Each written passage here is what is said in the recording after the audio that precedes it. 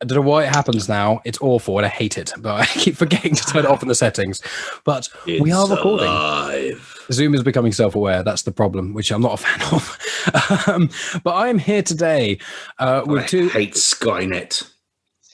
Well, it's a good thing we're not on Skynet or anything like that. We're close enough. Zoom is maybe it's going to amalgamate into Skynet. But I'm here with probably two of the most hardworking people I know of, who are in two different realms, but connected by, love of being loving of nerd culture and things. So I'm welcoming to the stage Stevie J. Ray and BZ. So, Steve, how are you? You all right, Steve? Yeah, baby. I've been looking forward to this chat for so long. And now I've seen this film and I've helped hopefully spread a bit of the joy and a bit of the hype. Oh, I'm so happy to be here. So easy. I can't I'm excited for the listeners to be able to hear your smooth voice again, because listening back to the last podcast in prep for this, I was just like, I forgot how amazing it is. When I was watching, the Green Lantern movies, I was like sucked in. I was like, this is just, what Jon Stewart sounds like. And then when I was like, oh no, wait, that's BZ. I forgot. And just being able to hear you talk for like a couple of hours, delightful. So how have you been, BZ, over this period of time that is actually nearer a year than I thought was a couple of months? I can't believe that. Dude, it has been a journey. How am I doing? If I were any better, I need a clone. So, yeah, man, it's been a wonderful ride over the course of the last 6 months. Craziest thing, man, is I wound up having to start a production company. This pastor told me last year I was working on a short film. And he goes, BZ, listen to me, brother. You're going to have to start a short film or start a production company because you're going to start putting out content. And I wasn't trying to hear it. And he's like, you're not trying to hear me, but you're going to have to start a production company. And I did. And so now we put out 2 films in 6 months. And now I have a third one on deck, which we're going to discuss momentarily. Because how excited Steve is. I'm thrilled, but I know that Steve, after seeing your second film, because I don't know as much about Green Lantern, I had to look up a few things, and I was like, the amount of Easter eggs in here that I'm not worthy, really, to be. I'm so happy Steve's here. Even more if you're a comics fan. Exactly. This has got more Easter eggs than the bunny with a basket. Crack. Dude, like I said before, man, that's high praise, being that you were able to catch that. And it warms my heart to know that a fellow comic book head will be able to catch that stuff. That's the reason that I've done what it is that I've done with these films, is because, like I've previously said, a lot of the Hollywood, heavy hitters that are out there, they sort of kind of veer away from the source material. And I would rather stick as close to the source material as possible in order to make, again, comic book heads happy. I did what it is that I wanted to do. I played the superhero that I wanted to play on my terms. Now, hey, DC says, hey, dude, okay, that's cool. But if they say, that's still cool, because I still played Jon Stewart. Period. And no one can take that away from me. Yeah. And they'll see the results. You and I, and poor Mike doesn't know, you and I, we know the sex of the baby. That's a comic book thing that's real, Mike. Yeah, I did have to do a bit of research, especially because it's one of those things that normally when I have a guest on, I know, generally a lot of what I'm speaking about. But last time when I had Steve on, I was like, I could be a bit more lax on this because Steve will pick up all the slack. I'll just sprinkle a small amount of hosting. I don't even really need to be here. Just about 5% more charisma into this conversation. That's all I'm here for. And editing it all together. So, I mean, BZ, tell the lovely people, obviously, you've got 2 films out now. Tell them the names of both of them and just give a bit of information about them. We'll just kind of spring off from there. Absolutely. So again, I am a comic book head. Let's make sure to recap. I am not the biggest Green Lantern fan. I am the biggest Silver Surfer fan. Norin Rad. Now, mind you, don't get it twisted. Clearly, you can see there's a pattern there. I'm all about the intergalactic. So, but yeah, the thing is this whole thing started with the animated show Justice League. And when they brought Jon Stewart to the forefront as opposed to Hal Jordan, there are a lot of people who don't even know who Hal Jordan is because they're so used to Jon Stewart being the Green Lantern. And of course, what is it? Green Lantern turns 80 this year. Jon Stewart turns 50 this year. So, you know, my thing was originally, I'm like, man, that's a cool cat. I like that. And then the show evolved into Justice League Unlimited. And then they changed Jon Stewart's look to this. Oh, okay. Separated at birth. Okay. So I'm like, okay, well, you know what? I kind of sound like the dude. I'm built like the dude. Now I look like the dude. So it's time to be the dude. So I just started writing a script, you know, in a continuation from the first episode of Justice League Unlimited, which I believe is called Initiation. And so that first film is called In Brightest Day Off, which is basically Jon Stewart taking a day off of superheroing. Then we move into the second film, which I decided to use and stick to with continuity in the storyline. Also, another day in the life of Jon Stewart, titled In Blackest Night Out. So in our previous conversation, when I divulged the title to Steve, he got the gist of what was going on with both of the titles. Oh, yeah. Yes. The Green Lantern Oath, twisted in new and beautiful ways. So there we are. So again, the first one again was a day off just from superhero, and my man decided just to do some trivial everyday things that a regular person would do, but he's wearing a power ring while doing it. The second film is about a monthly gathering of multiple Green Lanterns, a little powwow, have you, that they a ritual that they partake in on a monthly basis, and there are some people who kind of want to join the party. Yeah. And what I want to say is, when I saw the first film, what I liked the most about it was it's a really small detail. It's just the fact that the sort of towards the end, you were just trying to lay on the sofa and read a book. And it was just like that's like the least action, like if the polar opposite of saving the world and being a superhero in like space and all the crazy stuff that Green Lantern gets up to. Just want to sit on a couch, just read a book, and he couldn't even get that. And I just think after the second watch, and when I watched these two together, they do feel very connected. It works incredibly well, and I just felt like so much sympathy. I was like, man, I just like, even now, and I'm not a superhero saving the world. Sometimes I'm just like, I just want to sit down and read a book for an hour or two, and he's got the weight of the world on his shoulder, with the universe on his shoulders. So I just want to say I really appreciated that. And that one is up on YouTube now, and I'll include a link in the description as well, so people can just check that out, because it is a lot of fun. And it's one of those things where you don't have to be a massive Green Lantern fan to really appreciate it. And I want to ask the two of you if you're aware, because I want to check, are there many stories in comics where you actually get to see someone have a day off? Because from my experience, I've been reading a lot of Spider-Man comics and a lot of stuff with Carnage, and it just seems like Peter Parker always says he's going to take a day off and stop being Spider-Man for a day, and then Carnage, literally every time he says that, appears and he's a mass murderer. So I wonder, is that something that you ever actually see, or is it always just used as a plot device for a character to say, I'm going to have a day off, and then the worst conceivable person comes in? I'm just interested if any.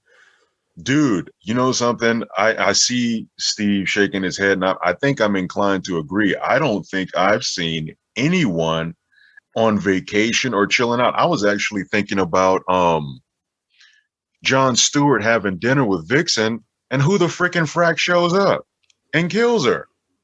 Shadow. They're having dinner. He's about to propose. It's like, man, no one can catch a break in comic book herodom. They just can't. And no one gets to see it. Steve, what do you say, bro? They always try. And who's my main guy? Batman. How many times has Alfred just said, listen, could you just like finish a meal, dude? It's like, seriously, can you just like just eat something? Can you sleep in your bed? No, they don't. And finally seeing it, but even when they try to do it, even when they get together, the rookies show up and they bring a guest. But I don't want to spoil anything else because people need to see this film ASAP. That's all I say. I need to talk to more people about it. That's why I've been itching for tonight. So yeah, dude. You got those characters perfectly, BZ. Thank you for that. Oh man, thank you. I sincerely appreciate that, dude. I am really, really happy. Like, I'm happy with the way that my actors perform, but I am super duper happy with Mark Justice, who played Kyle Rayner. He crushed it. Yeah. And, plus the fact he's ripped off the comics page, he looks exactly like the character. Exactly. That's the reason that I brought him. It was literally, actually, it was sort of kind of Mark's idea. He, I, and Gus, who played Guy Gardner, were at like a mixer, I think, for actors and something like that. And I was talking to them about in Brightest Day Off and, getting things going and, trying to find someone to help me shoot it. And Mark was like, dude, it would actually kind of be dope if a bunch of Green Lanterns, got together and hung out. Bing! Then all of a sudden I'm like, okay, here we go. I'm like, well, let me tell you two right now, dude, you're easily Guy Gardner, and dude, you're easily Kyle Rayner. And he goes, people's telling me Hal Jordan. I'm like, no, you're not Hal Jordan, dude. You're Kyle Rayner all day. Period. Dude, it took, let me see, I think I wrote that film a year after I wrote In Brightest Day Off. And it took 6 years to get In Brightest Day Off shot. And then another 7, 8, was October when I shot it. And we just finished last month. So 7, 8 months, 9 months to get the second one shot. But we released 2 films in 6 months. And my goal was for my production company was to release 3 films in 2021. I'm praying that I can still do that. Now, the thing is, I'm done with a Green Lantern. I moved on to something else, and it's a bigger project. So now the thing is, as we all know, when it comes to fan films, one thing that we want to see when it comes to fan films, of course, is authenticity. And one of the biggest things is we want to see action and powers and this, that, and the other. Well, clearly in Brightest Day Off and in Blackest Night Out, it's not power filled. It's not bang, bang, shoot 'em up. It's not galactic. It's not anything like that. There's a little bit of powers in Blackest Night Out, just a skosh. But the next project is another short film, but this film is probably going to be about 40 minutes as opposed to 7 for the first and 16 for the second. And it's an Avengers film. Wow. So, and it's full on powers, killing, everything. Everything. That's an incredibly big project then to put on your shoulders and things. Then, like, have you? Obviously, you just mentioned how long it's taken you to sort of write and sort out the other 2 films. As obviously you could only tell us so much, and I wouldn't expect you to spoil your own upcoming project. Right. It's cool. Has this concept been something that has also had quite a few years behind it of you thinking about it, or is it more of a recent thing? It's more recent, and actually, it's based off of a current existing graphic novel. And I already have the team cast. I have the team assembled. I just have to get all of the other players that are involved in the story. And I mean, I have no problem speaking about it because it's already out there. In Blackest Night and Out and in Brightest Day Off were specifically my projects. Those are things that are not out there in the public like this one is, because this graphic novel, I believe, was produced back in 2006. And the gentleman who wrote it, he just put out something new. I want to say within the last couple of weeks, maybe a month. His name is Reginald Hudlin. I want to say he wrote something called, I want to say Milestone. I think that's what the most recent thing is that he just released. But he wrote a graphic novel back in 2000, I want to say 6, and it's based on Black Panther. And so, you know, I didn't want to go in and, you know, take his script and do it word for word, but I did put my own spin on it. But I did use also the team, or part of the team that he assembled in that book. So my film and my team is comprised of Black Panther. Again, my team is cast. So I have Black Panther, Blade, brother, not brother anymore, but Dr. Voodoo, Monica Rambeau, and Luke Cage. Now, if you guys remember from our previous chat, when I was talking about, I had people coming at me that wanted to do Marvel Universe and DC Universe crossovers. I decided not to go that route and do this Avengers thing and bring in Monica Rambeau and Luke Cage and T'Challa all together on one team instead of Jon Stewart being in that. However, Nick Fury shall make an appearance. Yay. That's incredible. I like it. So yeah, that's where we are with that one. That's amazing. That is going to cost a hefty penny, so I got to do what I can to start greasing the wheels of the money, man. The second, the Blackest Night Out cost me almost 10 times. Well, the budget was almost 10 times as much as the first one. We wound up being able to do some shaving and saving here and there, and we got it done. So, but this Avengers thing is going to be a significantly larger deal. I couldn't take the entire graphic novel and turn it into a film because that would be a monstrous undertaking. This is big enough as it is. However, the gentleman who wrote it, I make certain that he is very, very well aware of everything that it is that I'm doing right now. I made certain to reach out to him and connect with him on Instagram, on LinkedIn, on Twitter, just to make certain that he's in the know on everything it is that I'm doing. And I don't want to usurp anybody's work. I just want to put out, again, content that is true to source material. That's what separates you from a bunch of other independent filmmakers, BZ, and I love that about you. You respect what came before. You're not one of these guys who comes in and wants to put their stamp and take over.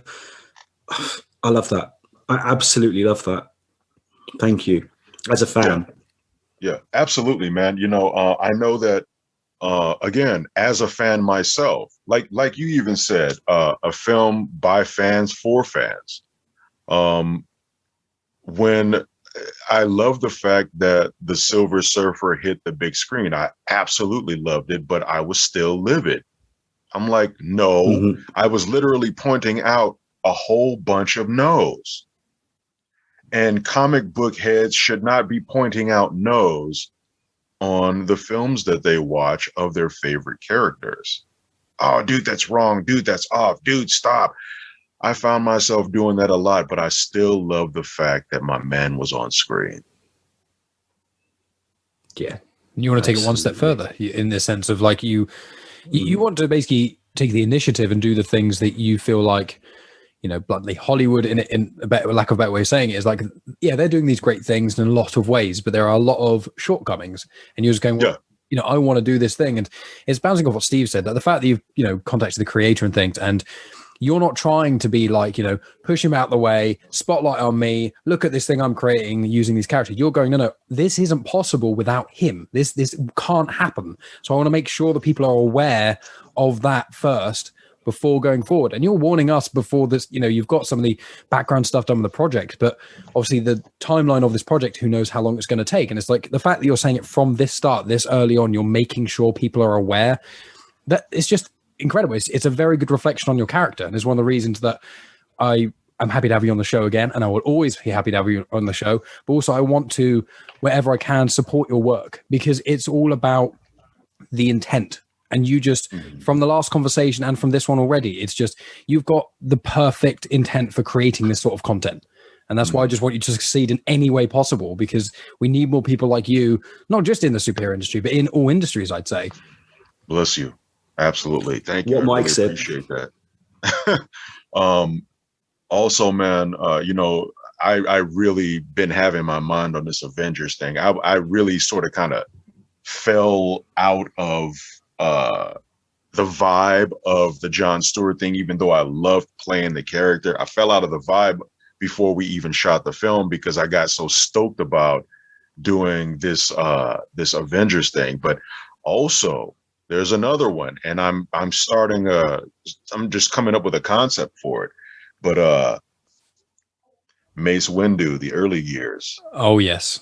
If you need someone with any amount of like anything at all, if you need someone to do Star Wars fan numero uno, I will. Dude, this is why I'm telling you. That's it, man.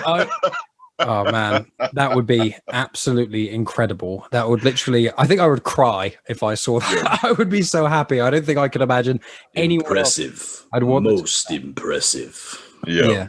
Man. So that's what I'm working on the concept for that, and I'm trying to, I've been doing some. Actually, something, Mike, I'm actually going to have to start really picking your brains, because as much as I love Star Wars and as much as I love comics, and I mean the two of you are, you're delved deep into this. I'm just a cat who appreciates it. I love it. But this is your forte. This is your strength. You're selling yourself short a little bit there, BZ. You're selling yourself short a little bit there, my friend. The reason that I say that is because I know I've been doing a little bit of research, trying to, dig into Mace Windu's past. I'm going to need a little bit more help than I have. Mm-hmm. That is something I could definitely assist you with. I've even done an episode about it on my other podcast. So I've already got the notes. I don't chuck any of my notebooks away. So I've got that near me, and I'm going to go through all of the stuff. Now that you've said that, that's it. I'm going to read through everything to do with Mace Windu, just in case you ask me a single question. Because if there's not going to be a single question. I'm going to probably have a novel. Please do. I would love to, in any way, shape, or form, to help at all with anything that you're involved with. It's one of those things where it's just like, I wish I could offer my hand to anything else, but it's like Star Wars is probably one of the only things that I really know that well. I wish I could help you with anything else, like Avengers stuff. I didn't know who Monica Rambeau was until I watched WandaVision, which just shows what a scrub I am. Like, it's so upsetting. Like, when I listened back to the episode we did, I was like, I feel like such a scrub. Why? As far as I'm concerned, after Marvel, she is the real Marvel's Captain Marvel. Sorry, just my opinion. I love her. She rules. Seeing her on WandaVision, lovely. Yeah, some kid hit me up on TikTok. There was something about power comparisons between Carol Danvers and Kara Danvers, and I'm like, dude, and I sort of kind of got petty on it, and I'm like, yeah, Carol Danvers, Miss Marvel, not Captain Marvel. And some dude decided he wanted to chime in and be a smart aleck and was like, Carol Danvers is Captain Marvel. I'm like, yeah. Eventually. Eventually. Then he pointed out the other young lady who is now officially, I guess, Miss Marvel. But I'm like, dude, Carol Danvers was Miss Marvel. And so I put in the comment as far as the battle goes. I'm like, well, Carol Danvers as Miss Marvel, Kara Zor-El will destroy her. But in binary form, that might be a different story. Exactly. So, but yeah, he decided he wanted to try to correct me with that whole captain thing. But like Steve so eloquently put it, as far as female Captain Marvels goes, Monica Rambeau is the original. All the way. Yeah. Definitely. Can I make a slight pitch to you, Beezy, if I may? Please. If you ever do decide to come back to the world of Jon Stewart and Green Lantern, because you don't really have two films in a set. It's always a trilogy. And as you've already teased the imminent pitter-patter of tiny feet, the third and final film needs to be called Beware My Power, Green Lantern's Nightlight, and involve a flying baby and not being able to control this child. And, dude, it needs to happen. So that's just my 2 cents worth. And now I'll shut up. Awesome sauce. Have I inspired you? Have I inspired you? It's trilogies. It's all about the trilogies. Just saying. Yeah, you know something? I'll definitely think about that, man. Definitely, I need to do a lot of thinking, figuring some things out in regards to that. But I'll definitely consider it, man.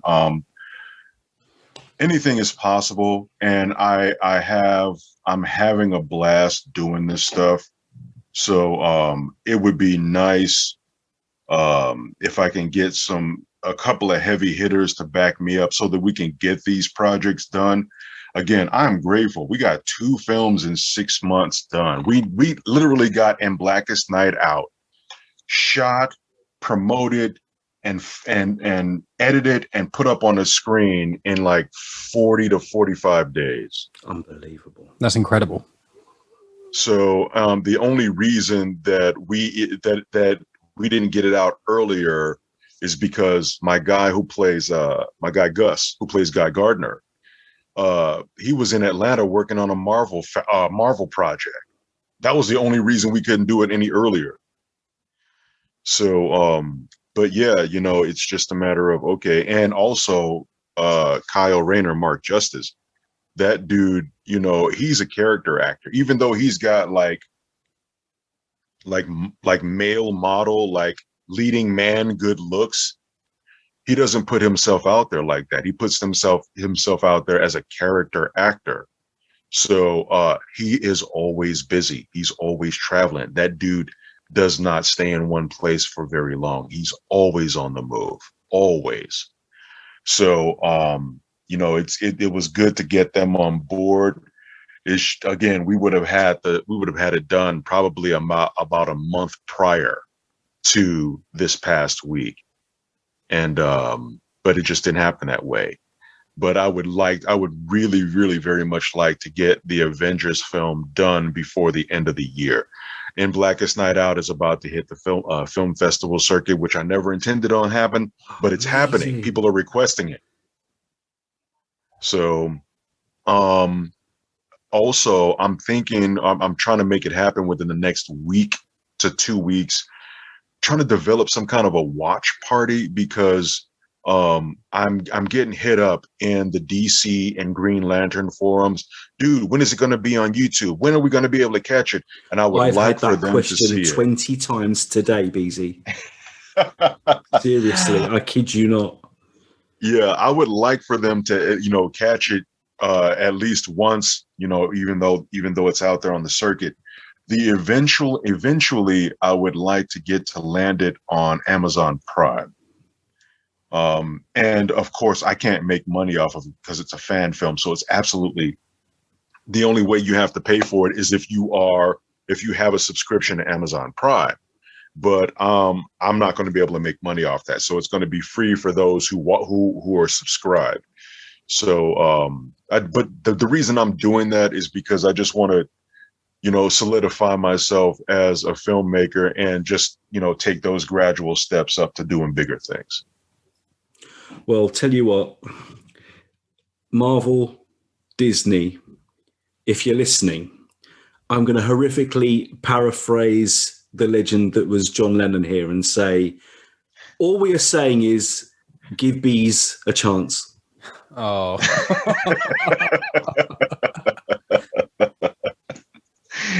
Yeah, give me a shot. So I'm going to start putting out some feelers to Mr. Hudlin. Again, this dude is a powerhouse. Not only is he a comic book writer, but he's like a major Hollywood director and producer. I mean, I think he's one of the producers of the Oscars this year. I think he's one of the regular producers for like the NAACP awards in America. He's the director of the Kid and Play House Party movies from back in the day. The Eddie Murphy My era. movie, Damn. yeah, those are his films. The film Eddie Murphy did, Boomerang, that's his film. Yeah. He just put out something recently, I believe it's on streaming, called The Black Godfather. So this dude is no punk.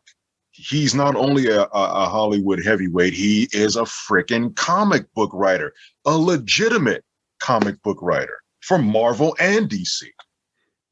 If you've never read Milestone Comics, BZ, seriously, they're back in a big way. 3 new series out this year. Mm-hmm. And I remember the original Milestone. It ended far too soon. The fact it's back, if you've never read them, trust me, pick them up. Static Shock came from Milestone. Yeah. Right. So that's what I'm thinking. This dude, he just put something out, and I'm totally spacing on it right now. Because I'm so stoked to talk to you dudes. I'm literally drawing a whole bunch of blanks, man. I'm just trying to fill them in. I'm sure Steve. It looks like Steve he's got his cap on. To be I am searching for Reggie Hudlin because I think I know him as Reggie. That's why I'm. Because he's massive, and the power of editing will make it sound like he knew it immediately. So he'll seem like that. Yeah, he's a major player, man. And when I decided to come up with the Avengers film, I'm like, okay, so how can I make this team happen? How? And then I just Googled Avengers, Black Avengers, and bam, there was a graphic novel. I'm like, oh, okay, let's give this a shot. Because I already have out of all of these characters, I already have 3 individuals who were approaching me to do a Jon Stewart universe crossover with them. I'm like, how about let's keep Jon Stewart out of this and just make this an Avengers type film for a team thing, and let's go with it. So here we are. And you've got that's right. It's more. Go ahead, sorry, Steve. Oh, Steve's frozen. He'll be back in what? It's happened. Avengers. Oh, there we go. He's back again. Sorry, Steve. You froze then for a moment. Oh, yes. So yeah, it's exactly what I said. It's Milestone Comics and the Black Avengers. Wonderful. Yeah.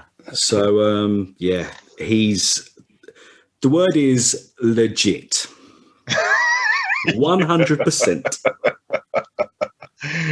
Yeah.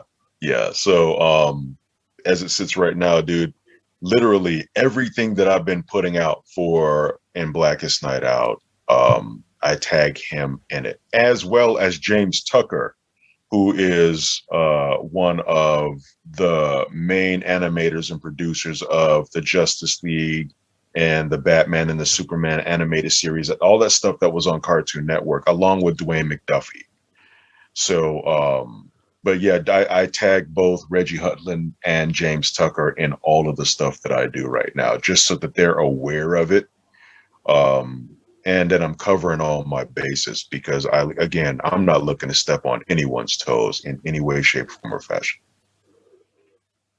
Yeah, and it's amazing as well with exactly as you're saying, and it's something that people I'm sure would appreciate a lot. And kind of linking in with that, we haven't spoken about sort of the releases of both of your films, because obviously our podcast last chat was before it all, and now it's sort of after the dust has settled. So we can continue speaking about what comes after it in a little bit and things. I've got a few queries on that too. But just for In Brightest Day Off and In Blackest Night Out, so how was the response? If we start with just the first one to begin with, how was response from that, and how did that did it influence you when you were making the second one? Like, how did they the reaction from the first push you towards the second, and then how was that reaction? Well, the deal is with the first one, you never know what kind of viewership you're going to get for whatever film that you have. I want to say that the film is at like a little bit over 2,000 views You know, there are some films that are out there that are into the hundreds of thousands, maybe million. Again, these films aren't about powers and anything like that. It's just days off. So maybe they didn't have as a profound an impact as most. I'm cool with that. I still played the superhero that I wanted to play. He didn't have to have the action.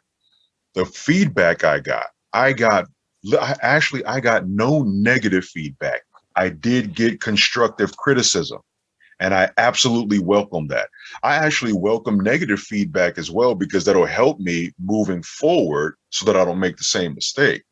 But evidently, I didn't make that much of a mistake, because the feedback I got was either positive or constructive. So it was amazing that I'm like, okay, well, that's cool. You know, I did my first time out as a filmmaker, my first time out as a screenwriter or a director. I didn't really get totally shut down. Matter of fact, I didn't get shot down at all. They just gave me, you know, constructive, you know, criticism, and it was valuable. And I'm like, okay, well, cool. Well, one of the things was because of my budget and what I could afford, because I paid for it out of my pocket. And I mean, I raised just a little bit of money on a crowdfund, was the audio. In the first film, the entire thing is done with ADR. And for those who are listening, you know, don't know what ADR is. Yeah. It's hard to, you couldn't tell. It felt like. Yeah, well, some people can, and some people can't. Wow. But yeah, the entire thing is done, the entire thing was ADR. So, and that was because I couldn't afford a dedicated audio tech. So, it's ADR after the fact for the list, for myself and other listeners, just basically. Yeah. Okay. Yeah. It's basically dubbed. Yeah, ADR is doing voiceover dubbing after the film is done to match the dialogue. So, but yeah, you know, the entire film was done ADR. In Blackest Night Out was not. I had a dedicated audio technician on set. So there might be a little bit sprinkled here and there, but that my goal was to make sure that there was little to none, and there's little. So, and as far as the feedback I got from that one, the only feedback that I can get from that is coming from you two and everyone who was at the premiere.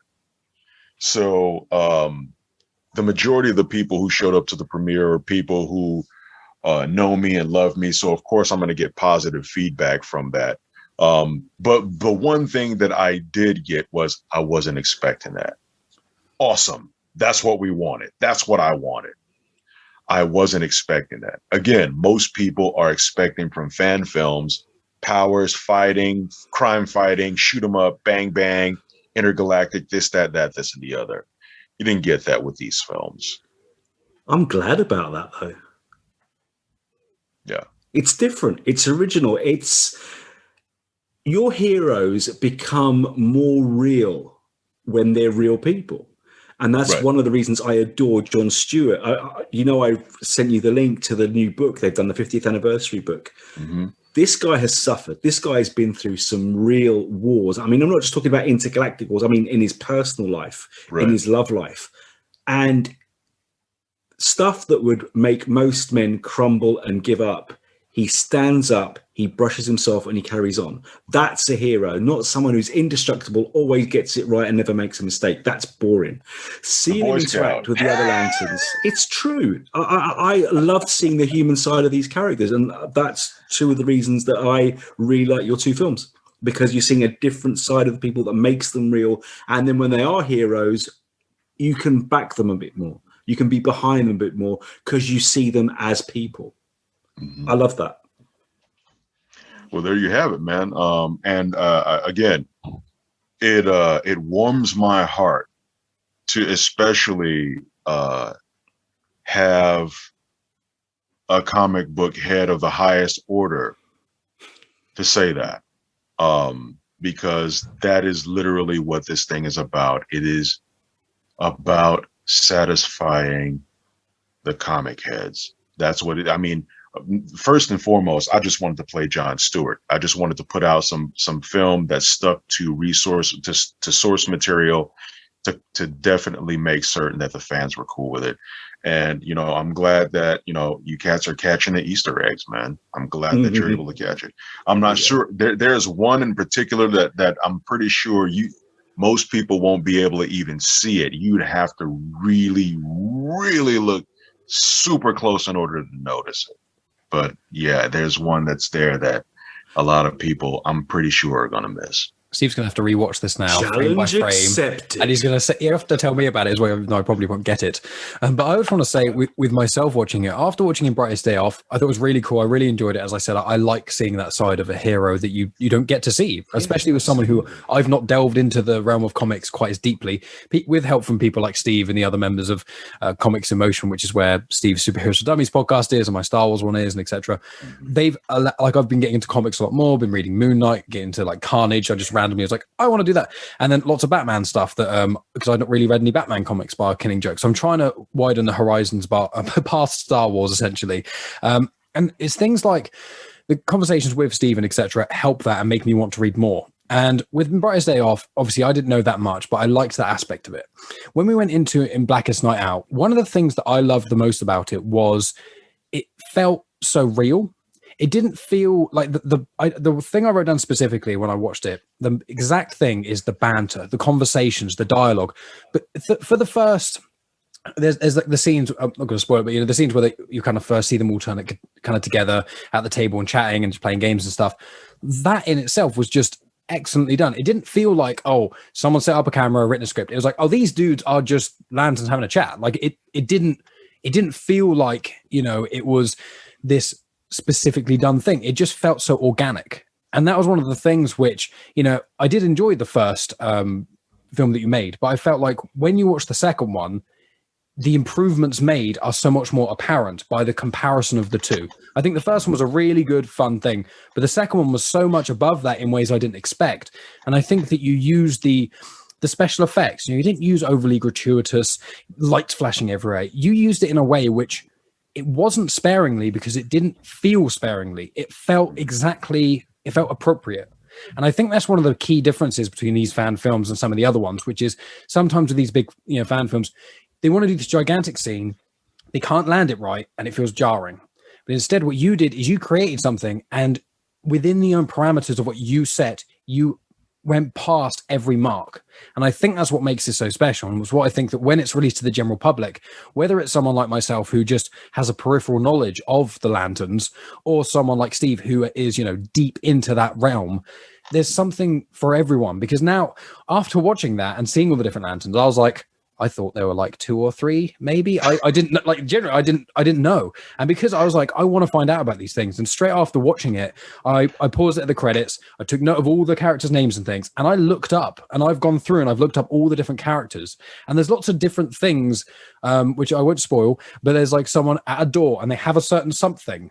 And when I watched that, I was like, oh, that's a bit strange that character has that. And they make reference to it. And then when I looked it up, there's a whole storyline behind it.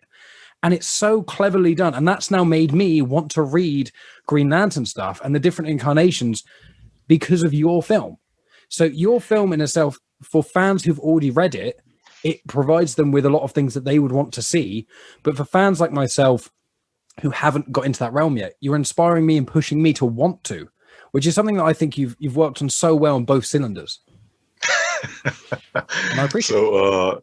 You know, I appreciate that. You know, I was actually really, really curious as to how Steve would react to our special guest. I reacted the same way Kyle Rayner, Guy Gardner, and the guys did, because I thought, of course, come on. You've got to have the OG in there. You've got to have the first one, the golden age, the legend. Come on. Beautiful. Oh shit! I've spoiled it. Edit that out, man. Mike.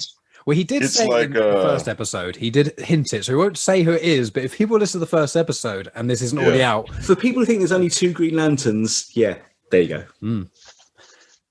So yeah, dude, it's yeah, man, it's just it's great. You know, Ashley, that guy, our special guest, I worked with him in Vegas. He owns an audio studio, and I've done a lot of voice work out of his studio.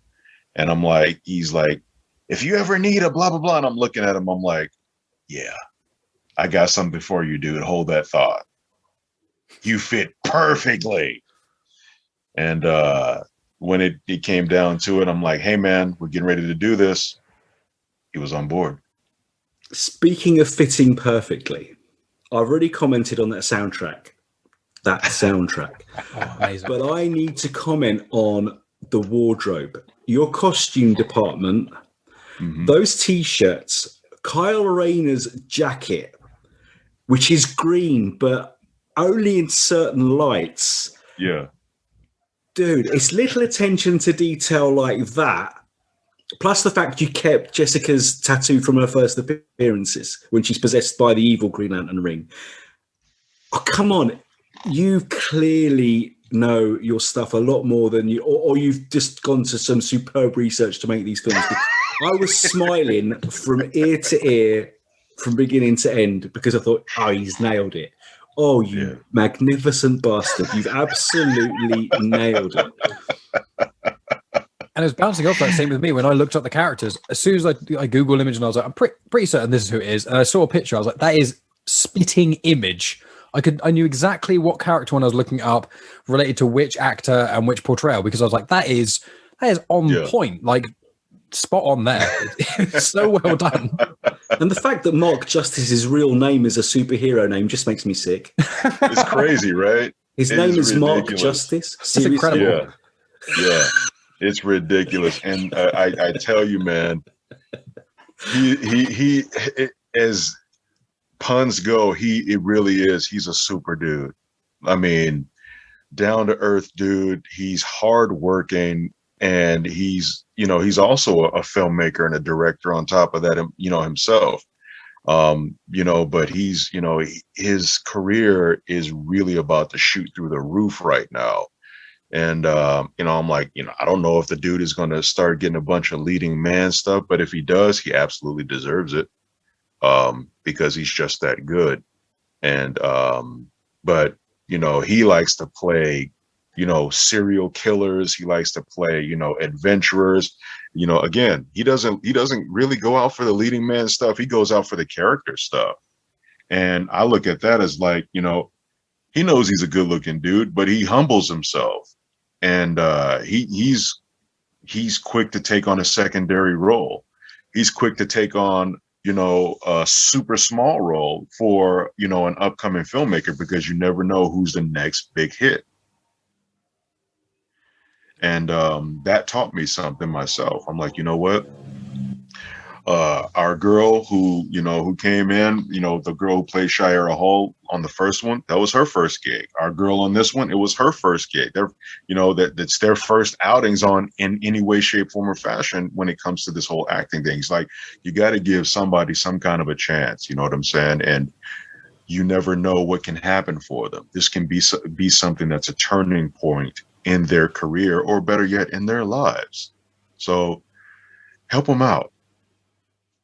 Every journey begins with that first step. Yeah. And you collaboration. You don't have to see everything in front of you. Dr. King said, it's good for you to take the first step in faith. You don't have to see the whole staircase, just take the first step. And, it's no different than driving a car. We drive a car at night. You can get from LA to New York driving all night with headlights 200 feet in front of you. You just keep going that extra 200 feet until you make it to that destination, bit by bit by bit. And that's what we're doing here with my production company, bit by bit by bit. Prayerfully, we can get this Avengers thing done, because I want to, have a solid portfolio for later down the line in case something huge comes up and, hey, BZ, you want to tackle this? Okay, do we have the resources? Yeah. Well, what kind of work have you done? Here's my portfolio.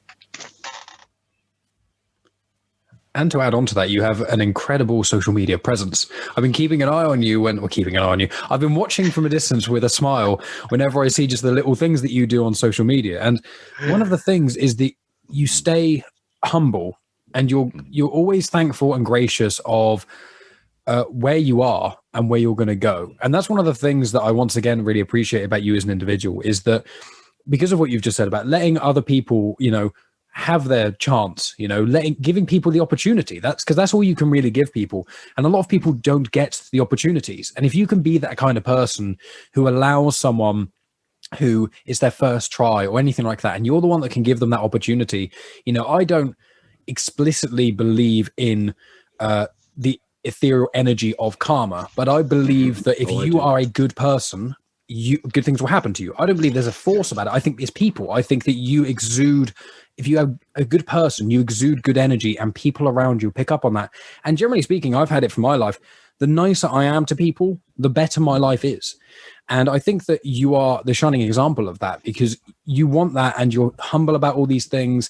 And you were saying, you've said before in our last conversation, it was like, even if this doesn't, even if I don't become, John Stewart for DC, I've done this thing for me. This is something that I want to do because I'm passionate. You are following your heart, or what I call it is like the pull. I've just got my pull is podcasting and talking to people like you. Yours is just, and the next Avengers thing and all these things. You just have to do what in your kind of core being, your soul is pulling you towards, and try your best at that. And then you go that way and you just see where it takes you. You be the best that you can be. You be as nice, and you can bring as many people as you can with you in the best collaborative and opportunistic fashion, in the best way for everyone, and good things will happen. Whether or not you become the front runner on a giant MCU movie is not the point. It's the point that you had a fun ride, you enjoyed yourself while doing it, and you brought people with you. And I think that's one of the things that why I want you to succeed, because you deserve to. And you're so hardworking as well, BZ. Like how many things you've got going on and stuff. It's just incredible. Yeah, dude, you actually hit the nail on the head, man. I have a personal saying, the more love you show, the more love you get. Mm-hmm. And a lot of people, relate love to this ooey gooey mushy feeling. No, love is an action word. Love is the definition, and this is coming from BZ. The definition of love is the conscious, deliberate decision that you make as to how you're going to treat another human being. That's what love is. So that's why I tell you, brothers, when you step out and promote what it is that I'm doing and share the stuff that I'm doing, I'd let both of you brothers know, much love, man, because that's literally what it is that you're showing me. You're showing me love, so I'm definitely going to make certain that you get it back tenfold. So you don't have to do that. We didn't have to do this podcast. Steve didn't have to show up. But you guys did, you know what I'm saying? And you did it because this is something that you wanted to do. And it's because of a deliberate, conscious decision that you chose to make to treat another human being, to help a brother out, to make something happen for the love of something that we all have a deep passion for. And that's nerddom. Yeah. And I credit Steve a lot of that as well. Steve has been doing this for decades, really, to be honest with. And, it's one of those things that he's in a lot of ways, the comic book godfather in a lot of ways in the Comics in Motion group as well, because he's always, it's what me and you had a conversation, Steve, a while back, just the two of us. And a lot of the conversation went into positivity. And it's even with things that we like. I'm a massive Star Wars nerd. You're a massive comic book nerd. We try not to be overly negative. Of course, you can critique things. Obviously, that's fine. And you can say you don't like it. But when you get those fans, and air quotes, who just go on the internet and just slate stuff over and over and are horrible to the people involved. Yeah, fans and big air quotes. And it's just there's certain aspects of things in Star Wars I don't like. I'm not going to go after people involved with Star Wars and hate on them. That's horrendous. I'm just going to say all the stuff I like about it. I'm trying to be positive, trying to show the love of things I love. Things bring me happiness. I want to reciprocate that with those things. And Steve is one of those examples as well. As he's been doing that with comics for so long. That's why he's involved with 4 different review sites, and his reviews are becoming more and more well known as a reviewer. You know, it's because of the way he is. And I just think it's when you meet people who are kindred spirits, even if we're in different places in our lives, geographically, anything like that, I think the reason that our conversations are so fun and why I looked forward to this one so much as well, and why I enjoyed the last one, is because we, regardless of the other sort of peripheral interests, the core values of us is we just want to enjoy our lives, do things that we enjoy, and make anyone involved and anyone around us as happy as possible when we do it. And that's it. And if you do those 3 things, you will have such a fulfilling life. And it's something that not enough people learn early enough in their life. And if the only lesson my podcast ever teaches is that, then, and bringing other people spotlights, that's it. That I will die happy if that's the case. And I thank you two for inspiring me in that as well, because conversations like this keep me going. I'm not intending on stopping, but you know, I talk too much for that. But like when I talk to people, it reignites that fire of just wanting to keep doing this. Yeah. Joy needs to be shared. Yeah. Sadly, so many people just want to share misery. They hate something, so they want to dump on everybody. I'm the complete opposite. If I don't like something, I won't shout about it or complain about it. I'll switch it off. If I love something, I'll share the love. Well, I'll just go ahead and quote it like this. Will Smith's grandmother said that if you lead with love and light, goodness will surely follow.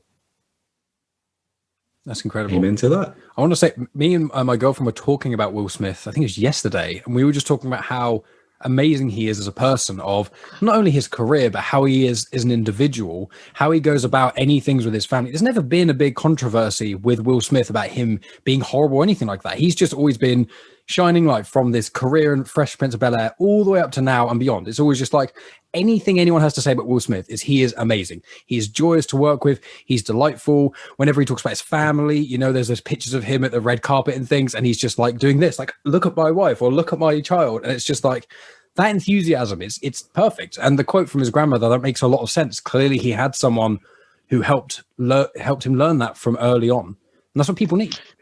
Yeah, absolutely, man. And again, I know it's getting later out there, but I cannot again begin to express my gratitude for you cats. I just can't.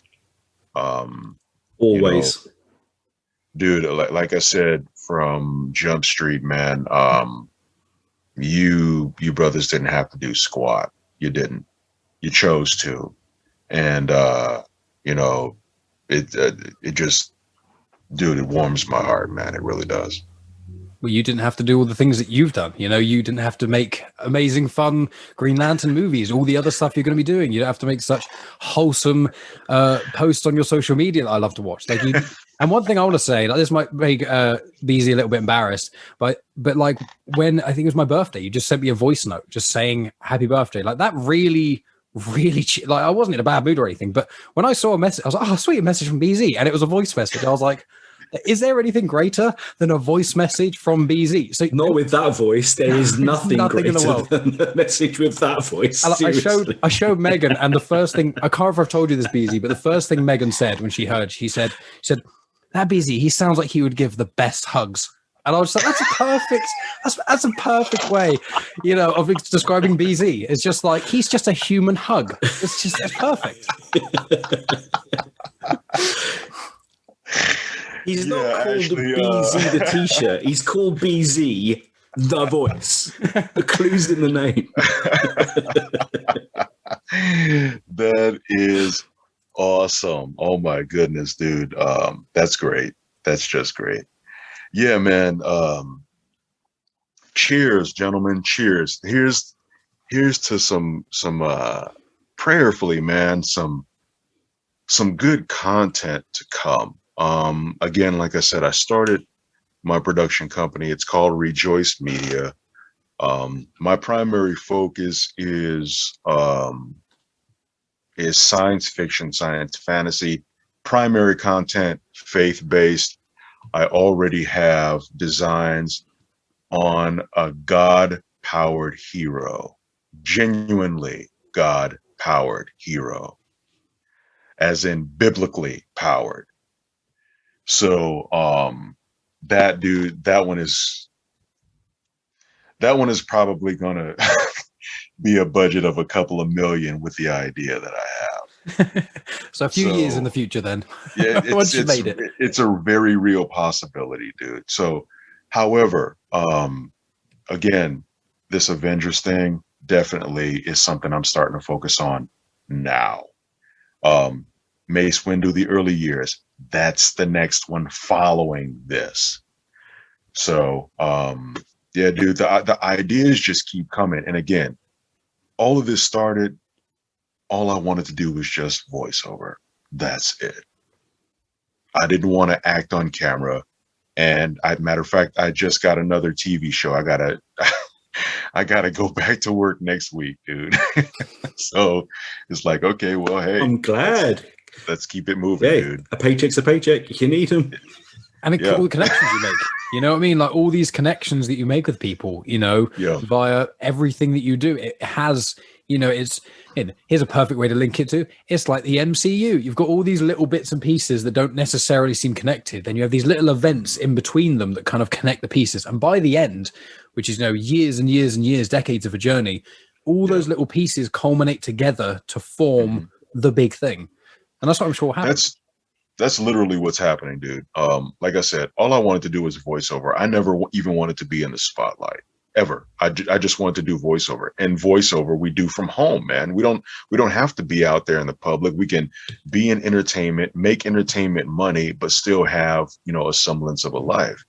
But I'm like, you know, something, if, you know, with this on camera stuff falling in my lap, let's just go ahead and ride it out, ride the wave.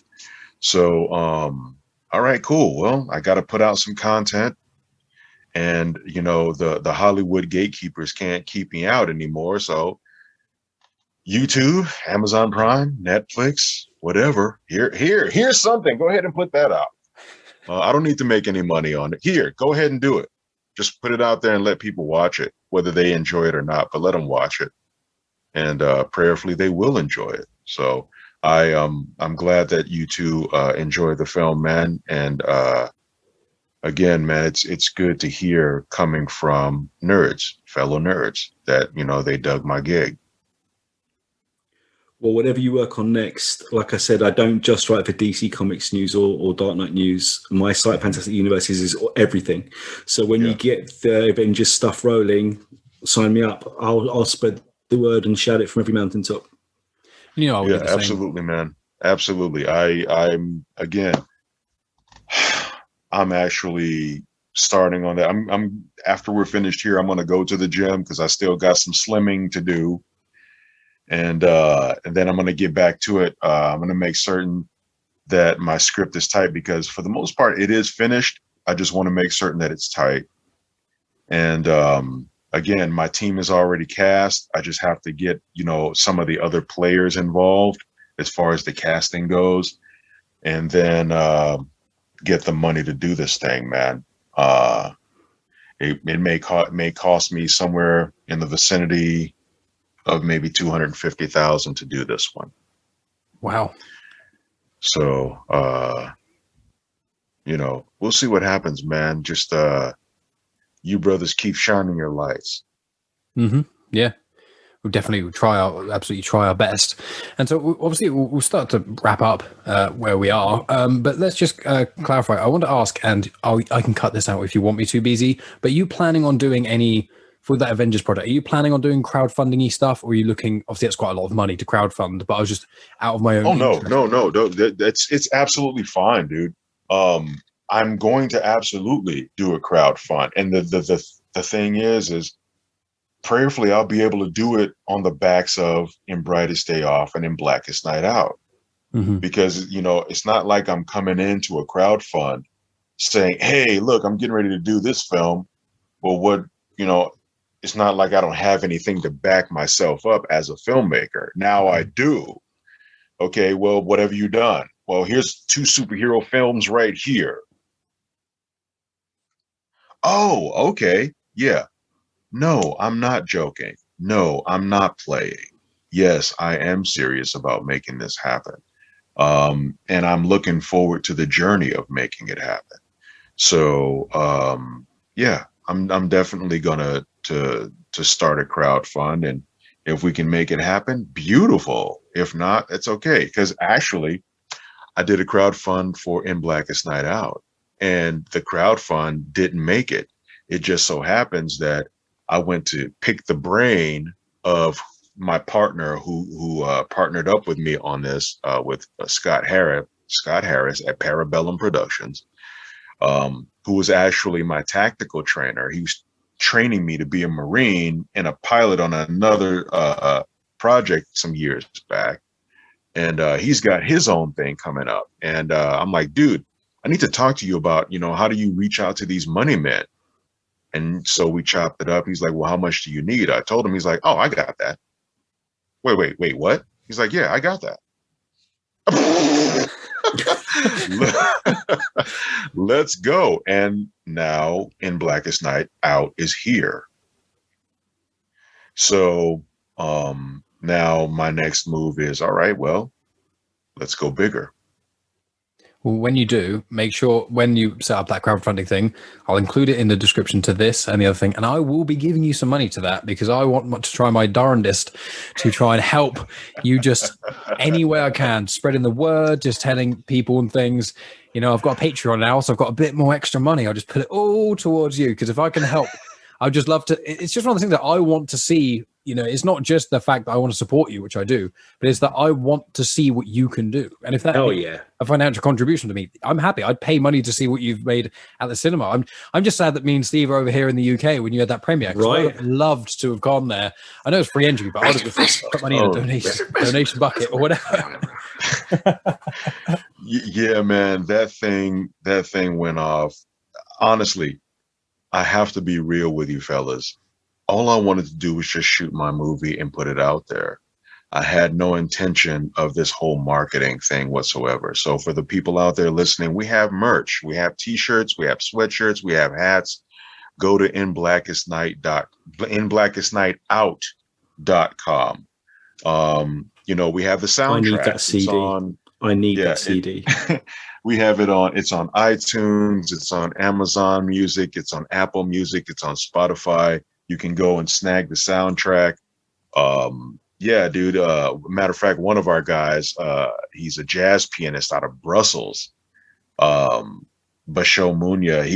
As a matter of fact, he connected with someone who actually wants to do a film premiere in Europe. I don't know exactly where. Oh, but they want to actually they want to be a sponsor London and contribute to putting In Blackest Night Out as a film premiere out somewhere in Europe. I'm like, wow, okay. Again, I just wanted to make a film. I wasn't expecting all the best of the rest of this stuff. I really wasn't.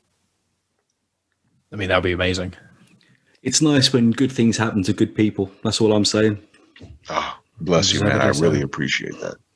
I really do. Gentlemen, I can't thank you enough. I really can't. And it's always a freaking pleasure, man, to chop it up with you cats, man. This is just amazing. It's a pleasure. Second of many. Yeah, as I said to you in the first conversation, like I warned you, I was like, you're not getting out of this easy. Once you're in this, every time you've got a project, or sometimes if you just fancy a conversation about anything, just hit us up and you come on the show whenever you want. We'll sort something out. We can talk about anything, like anything at all. It doesn't specifically have to be to do the project you're making or anything like that. Just whatever. Like that's my thing. Any excuse to be able to talk to you and to get anyone else listening and know who you are is just that's part of why I do this, is what I want. So I mean, as we wrap up then, do you want to say, is there any sort of big things you want? Obviously, I've written down the website and I'll make sure I include that in the description, but any sort of big things you want to tell people to follow you at or whatever, last sort of statements and things? Yeah, sure. I mean, I always make this statement that if you can't find me or if you lose me, you have a serious problem, because everything about me is Beezy the Voice. You can't lose me. It doesn't matter. Twitter, Instagram, LinkedIn, YouTube, Facebook, TikTok, everything. Like Cat Williams said, everything is Beezy the Voice, period. BeezyTheVoice.com, all social media, Beezy the Voice.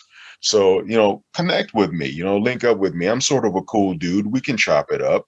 But, again, we're, we have the website for In Blackest Night Out, which is inblackestnightout.com. Again, there's t-shirts, there's, there are hats, sweatshirts, joggers. Feel free to swing by, shop around. I believe there is a link to the soundtrack at the website.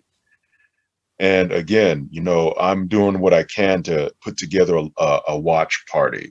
So for those of, those that are out there in the DC and the comic book and the blurs and the nerds and the Green Lantern pages and forums can get a shot at watching it while it's on the film festival circuit before we actually release it to streaming. If we can't get it on Amazon Prime, that's cool. We'll go ahead and fall back on YouTube.